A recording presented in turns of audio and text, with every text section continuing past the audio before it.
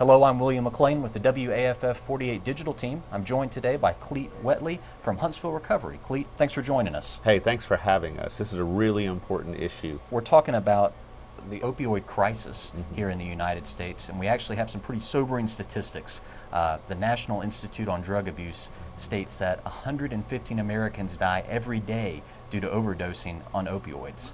I know correct. your business, Huntsville Recovery, works closely with these type of cases here in the Tennessee Valley, and are those high statistics matching what you're seeing in our area? Absolutely. We're the largest clinic of our kind in the state of Alabama. Our patient population is about 850 to 900 people that are receiving medication-assisted treatment for opioid dependence. And we're also seeing a lot of other problems right now in terms of people that are taking fentanyl and other types of opioids on the streets. And what people don't realize is that, when they're addicted to these substances, that if they take a benzodiazepine, for example, they can die of respiratory failure. So we're seeing really an influx of people that need help right now. Opioids have been in the news constantly, it feels like, for the past few years. Explain to someone who maybe this hasn't impacted their lives yet, how do victims of opioid abuse get on that track? Where does it start? Well, I think a lot of times people end up taking painkillers that are prescribed to them legitimately, but they continue to take them and they don't realize how quickly they can become addicted to an opioid.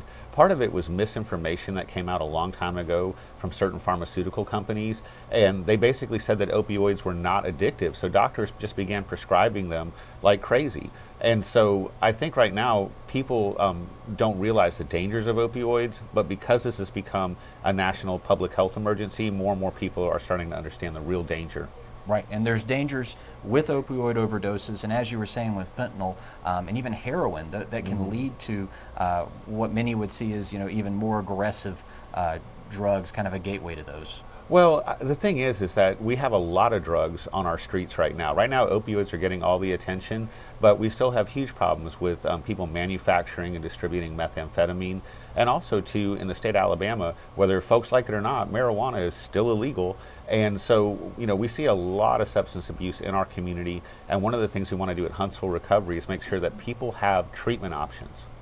So talk about those treatment options. If I'm someone that's maybe having issues with that, or if I know someone in my family, a friend, and I want to be able to start looking at options for getting them help, what all do you provide at Huntsville Recovery? Well, at Huntsville Recovery, first of all, we've got a full-time doctor. We also have a team of nurses. And what we do is we do a biopsychosocial assessment. That's just a fancy term for figuring out what exactly is going on with that individual. Once we have that person assessed, then we would recommend an appropriate level of care for them. At Huntsville Recovery, we've got medication-assisted treatment for people that are addicted to opioids, but we also have, and it's brand new, by the way, we have an intensive outpatient program, and we also have an outpatient detoxification program. And soon we're going to offer other levels of care as well, so that people, once they are done going through a recovery program, they can still get the aftercare that they need. We also offer a free service called Smart Recovery, which is a peer support group, but led by a trained facilitator. Understood. Talk a little about the medicated assisted recovery. I know some folks, they hear that, and they might be dealing with an opioid, prescription problem. Sure. So just kind of walk us through what that looks like and how it's different. Yeah, when we talk about medication-assisted treatment, often we're talking about drugs like methadone and also buprenorphine, sometimes also known as Suboxone or Subutex. And what those do is they prevent a person from going into withdrawal, but they also don't get that person high. So methadone has really been shown to be the most effective treatment, but unfortunately it's very, very stigmatized. A lot of people say it's replacing one drug for another. But what we found is that people that are on methadone treatment and going to counseling, they're no longer out there committing crimes. They have to have a stable job. It's not cheap, so to speak. The medication is expensive. But they have an individualized treatment plan, and often they're meeting those treatment goals. So methadone is highly effective, and so is Suboxone. But like with all recovery programs, they work if people do what they're supposed to do and also get the counseling that they need and have an individualized treatment plan that helps them set and achieve the goals. Sure, and you've mentioned plans and programs.